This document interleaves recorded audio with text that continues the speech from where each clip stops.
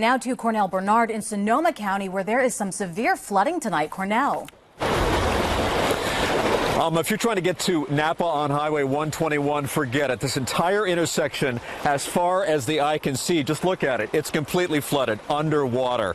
And the water is moving very fast. It's very cold tonight. In fact, this is about as far as I'm going to be venturing into it.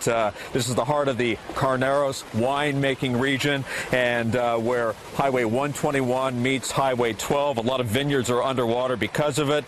Here's what the spot looked like before sunset. Water raging across the roadway. It's all coming from nearby Sonoma Creek, which has overflowed its banks. The water moving down Highway 12, spilling into farmland and vineyards. Luckily, no reports of injuries or flooded homes tonight. The town of Sonoma is about 2 miles from here. It is dry, but getting there tonight is a bit of a challenge. Detours are set up. Let's come back live to this truly amazing shot. Sonoma Creek, about 200 yards from where we are tonight.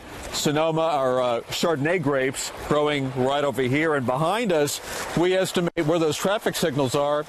Water is about 3 to 4 feet deep. It's anyone's guess when this major intersection will be reopened to traffic.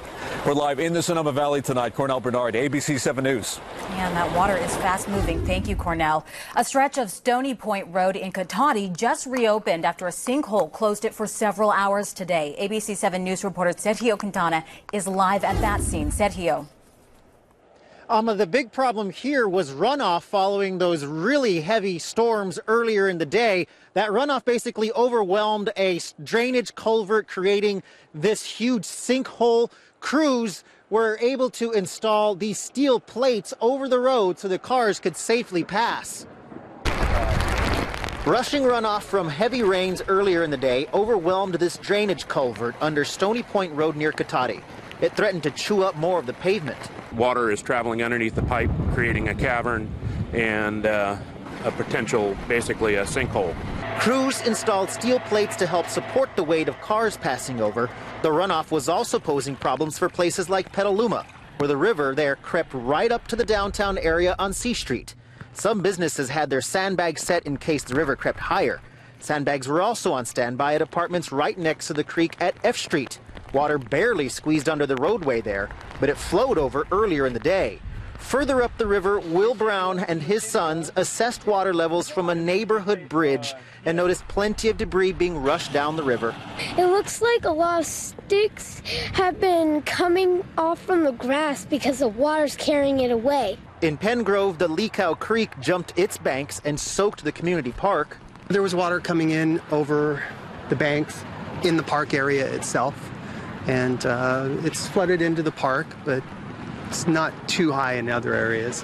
The wind and rain also made for challenging driving conditions. This two-car crash on the northbound 101 freeway near San Rafael squeezed traffic down to 2 lanes while emergency crews responded.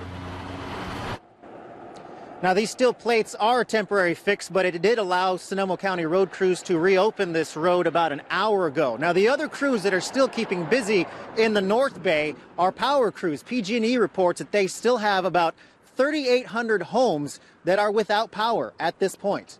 Reporting live near Cotati, I'm Sergio Quintana, ABC 7 News.